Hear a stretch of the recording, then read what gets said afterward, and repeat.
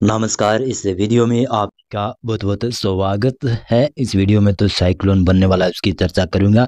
सबसे पहले उत्तर भारत के मौसम के बारे में कुछ जानकारी आपको दे दूं कि सीजन का पहला तापमान काफ़ी ज़्यादा गिरा है। पंजाब में, हरियाणा में, दिल्ली में, पश्चिमी उत्तर प्रदेश में और उत्तरी राजस्थान से लगाकर पश्चिमी राजस्थान तक कई इलाकों में तापमान में गिरावट हुई है। लगभग कहूँ तो 3 से 4 डिग्री की तापमान की गिरावट, कई इलाकों में 5 डिग्री की गिरावट हुई है।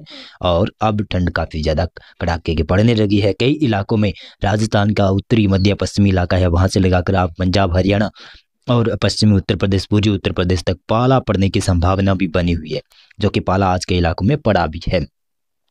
ऐसा ही मौसम रहेगा उत्तर पश्चिमी मैदानी क्षेत्रों में आने वाले कई दिनों तक, और 22-23 नवंबर तक ऐसा मौसम रहेगा। 23 नवंबर से पश्चिमी विक्षोभ है, तो उसकी वजह से फिर से बरसात की गतिविधियां पहाड़ों के ऊपर होने वाली है। चलिए देखते हैं जो सिस्टम बनने वाला है उसके बारे में कुछ क्या अपडेट है। बात की जाए तो ये सिस्टम 23 नवंबर से ही बनना शुरू होगा हिंद महासागर के उत्तरी क्षेत्रों के ऊपर, और बंगाल की खाड़ी से सटे हुए इलाके हैं वहां पर दक्षिणी भागों के ऊपर बनना शुरू होगा। लो प्रेशर में बनेगा ये सिस्टम। पहले लो प्रेशर बनेगा, उसके बाद में देखिएगा तो 24 नवंबर को ये सिस्टम कितना खतरनाक रूप धारण करेगा। वेलमार्क सिस्टम बन जाएगा, हो सकता है डिप्रेशन भी बन जाए ये सिस्टम। ये जेप्स वेदर मॉडल है। एशियन वेदर मॉडल भी ऐसा ही सिस्टम जता रहा है कि हिंद महासागर से उठकर चक्रवाती स्ट्रोम बंगाल की खाड़ी से होते हुए भारत की तरफ आ सकता है। देखिएगा तो ये 24 नवंबर का प्रेडिक्शन है। आज सुबह के मुताबिक, आज सुबह सुबह ही ये प्रेडिक्शन आया है। और देखिएगा तो 25 नवंबर को इस प्रकार से रह सकता है सिस्टम का प्रभाव। यहाँ पर यह बड़ा सिस्टम उभर सकता है, डिप्रेशन में पहुंच सकता है और डिप्रेशन बन सकता है। काफ़ी सशक्त सिस्टम बनने की संभावना भी नजर आ रही है।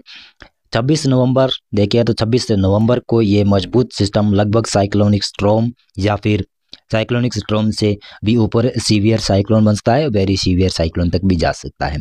लेकिन सुपर साइक्लोन बनने की संभावना बहुत ही कम नजर आ रही है।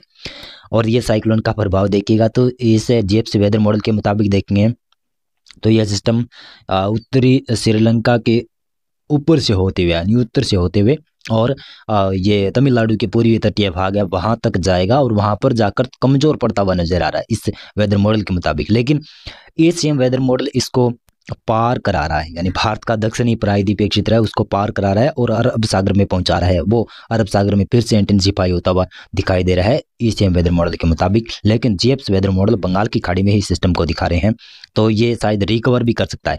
यानी जैसे मैंने पिछले वीडियोज में कहा था कि ये इसका ट्रैक बदल सकता है, तो रिकवर भी कर सकता है। लेकिन ये भी वेदर मॉडल गलत भी हो सकता है, चेंज भी हो सकता है।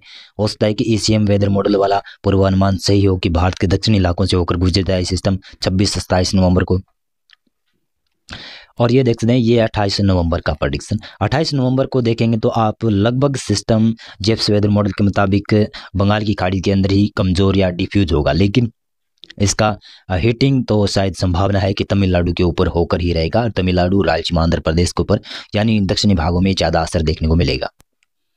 जेप्स वेदर मॉडल तो ये जता रहे हैं, लेकिन एशियन वेदर मॉडल इसको पार करा रहा है। दक्षिणी भारत को प्रायद्वीपीय क्षेत्र है वहां को पार कराते हुए अरब सागर में ये सिस्टम पहुंच रहा है और उसमें अरब सागर में फिर से इंटेंसिफाई होता हुआ दिखाई दे रहा है।